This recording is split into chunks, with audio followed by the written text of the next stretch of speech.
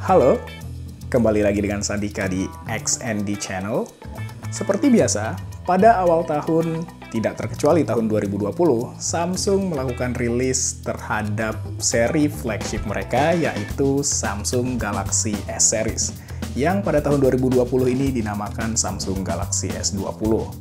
Namun pada tahun ini ada hal yang menarik, karena salah satu device flagship tersebut pada namanya disematkan kata Ultra, Super, Ultimate, Radikal, you name it lah. Ya, pada hari ini kita akan melakukan unboxing bersama dan saya akan memberikan first impression saya kepada device Samsung atau bisa disebut flagship Samsung yang paling ambisius ini, Galaxy S20 Ultra.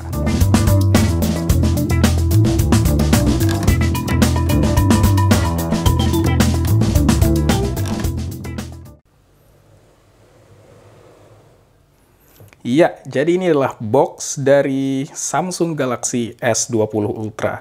Boxnya sih tipikal Samsung flagship ya, didominasi oleh warna hitam. Nggak banyak informasi yang menarik sih di box ini, cuma di sini huruf S sama angka 0-nya dapat kita lihat ngeluber sampai samping box. Saya nggak tahu maknanya apa sih, cuma ya unik aja gitu, karena di seri sebelumnya nggak pernah ada. Terus di sini ada informasi mengenai device-nya, bisa kita lihat bahwa ini adalah memori 128GB dengan RAM 12GB dan berwarna cosmic gray. Yaudah, langsung kita buka aja, mumpung punya pisau baru. Oke.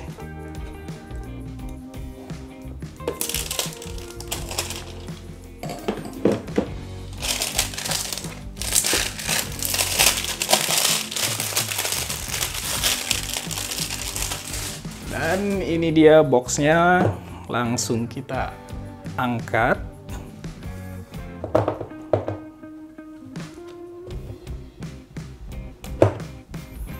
Nah, di bagian sini langsung kalian disambut dengan handphonenya, dan ini ada stiker IMEI, set it aside, dan di dalam sini, sekarang di dalam box yang bagian atas, itu terdapat sebuah box kecil lagi ya, yang dalam hal ini isinya itu adalah sebuah silicone case dan beberapa dokumen untuk quick start guide yang pasti nggak kita baca.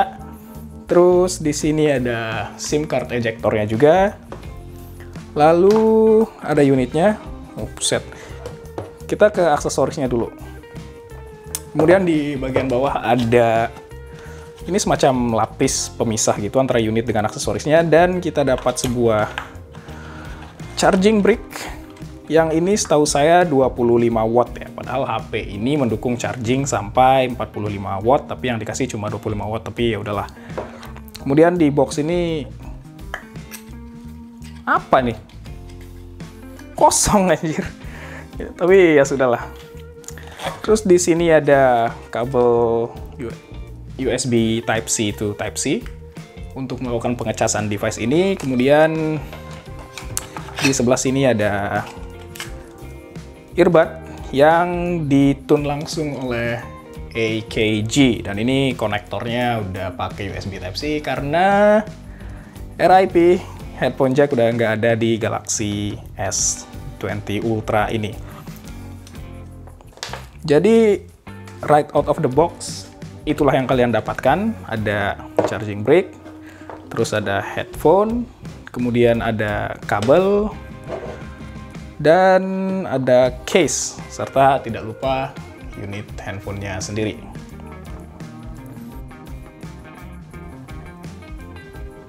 Nah oke, ini dia Samsung Galaxy S20 Ultra. Jadi sebelum itu kita kletekin dulu.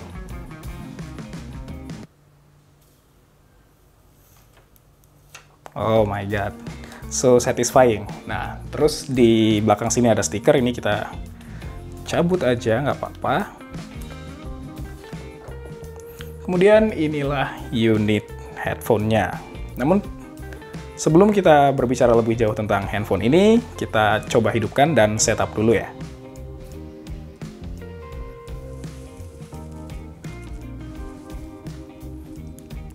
Ya, jadi inilah Samsung Galaxy S20 Ultra. Jadi saat pertama menggenggam handphone ini, kalian akan langsung menyadari bahwa handphone ini gede banget. Sejujurnya mungkin agak kurang nyaman digunakan satu tangan oleh sebagian orang yang memiliki ukuran tangan yang lumayan kecil. Lalu seperti biasa, ciri khas flagship Samsung yaitu frame aluminium yang bagian depan dan belakangnya dilapisi oleh kaca. Kemudian di bagian depan kita bisa lihat di sini kalian langsung disapa oleh layar besar 6,9 inci dari handphone ini yang sudah menggunakan teknologi Dynamic AMOLED-nya Samsung. Jadi cantik banget deh. Kecantikan layar ini juga sekarang didukung dengan ukuran tompel untuk kamera yang semakin kecil dan sekarang berada di tengah layar dan bukan lagi di samping seperti seri Galaxy S10. Hal yang langsung saya notice juga saat melihat layar ini adalah sekarang kelengkungan layar yang berada di samping ini tidak se-ekstrim seri-seri Galaxy S sebelumnya. Well, ada yang suka, ada yang enggak sih. Saya personally suka karena nggak bikin layar sering tidak sengaja tersentuh saat menggunakan handphone ini. Udah cantik, sekarang ditambah lagi layar yang bisa berjalan dalam settingan 120Hz. Namun by default, settingan ini belum diaktifkan, jadi kalian bisa langsung mengaktifkannya dengan pergi ke settings, lalu ada di bagian display, terus di bagian motion smoothness kalian bisa memilih high refresh rate dan kita akan langsung memilih itu. Dan kemudian sekarang sudah menggunakan 120Hz. Jadi refresh rate yang tinggi ini membuat HP terasa sangat smooth.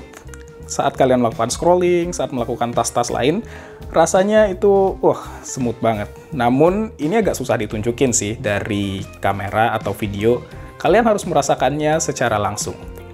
Dan untuk mode high refresh rate ini hanya dibatasi di resolusi Full HD+. Namun kapanpun saya akan memilih high refresh rate ini dibandingkan resolusi penuh yaitu WQHD+. Selain itu, touch response dari HP ini sudah dinaikin jadi 240Hz yang bikin HP ini kerasa snappy banget ditambah dengan layar 120Hz tadi.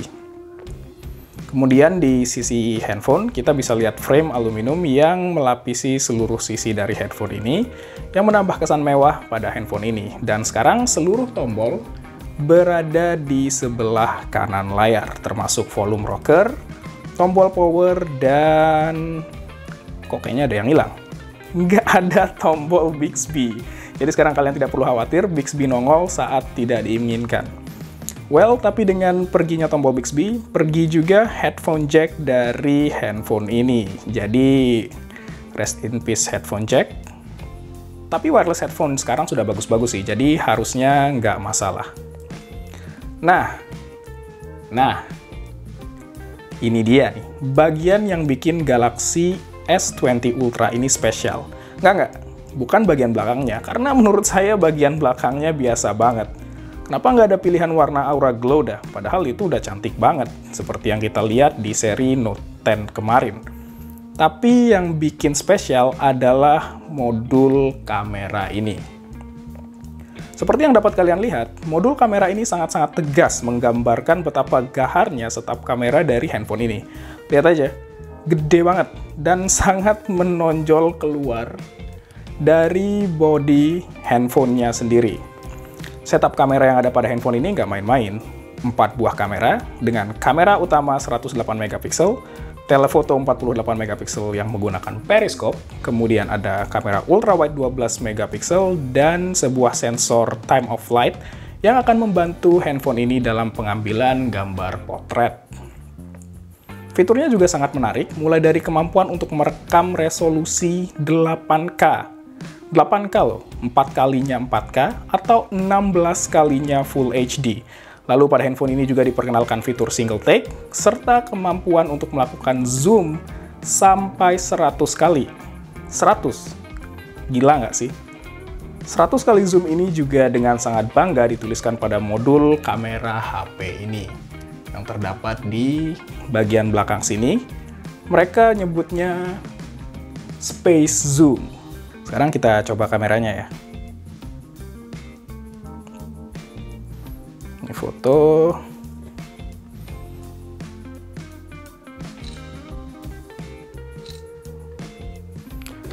Hasilnya sih udah pasti bagus ya. Untuk ukuran flagship Samsung sih pasti kameranya udah cukup untuk penggunaan sehari-hari. Kemudian tadi saat melakukan pengambilan gambar, saya menyadari sesuatu yang menarik. Jadi pas kita pencet tombol shutternya, ada sebuah haptic feedback yang diberikan oleh handphone ini, seolah-olah kita memencet tombol shutter pada kamera DSLR. Tapi saya tertarik untuk ngetes lebih jauh kamera dari handphone ini, termasuk fitur-fitur mantap yang ditawarkan tadi. Karena ternyata terdapat beberapa masalah dengan sistem kamera handphone ini, yang menurut saya agak susah diterima mengingat harganya yang lumayan tinggi. Mulai dari video 8K yang jittery, sampai sistem autofocus yang kurang reliable. Samsung sih udah bilang bahwa mereka sedang ngerjain update untuk kamera handphone ini, jadi kita tunggu aja. Nanti kameranya akan saya tes lebih jauh kok di video yang lain. Kemudian sekarang kita ke technical specification, angka-angka yang ada pada handphone ini. Sebenarnya sih ini adalah handphone flagship ya, jadi spesifikasinya nggak perlu diragukan. Jadi HP ini ditenagai oleh Exynos 990, SoC terbaru dan terkencang dari Samsung, RAM 12GB, storage 128GB dengan teknologi UFS 3 yang kenceng banget, dan bisa di-upgrade via microSD hingga 1TB. Baterainya juga 5000 mAh, dengan dukungan IP68 Water and Dust Resistance Rating, serta Corning Gorilla Glass 6 pada kaca depan dan belakang, serta resolusi layar 1440 x 3200 pixel. Khas flagship Samsung banget kan? Nah, jadi itu dia video unboxing dan first impression saya pada handphone yang paling ambisius dari Samsung ini. Apakah worth 18,5 juta? Kayaknya untuk sekarang sih saya belum bisa jawab ya. Karena saya akan melakukan daily drive terhadap handphone ini selama beberapa waktu, dan saya akan berikan kesimpulannya pada video reviewnya.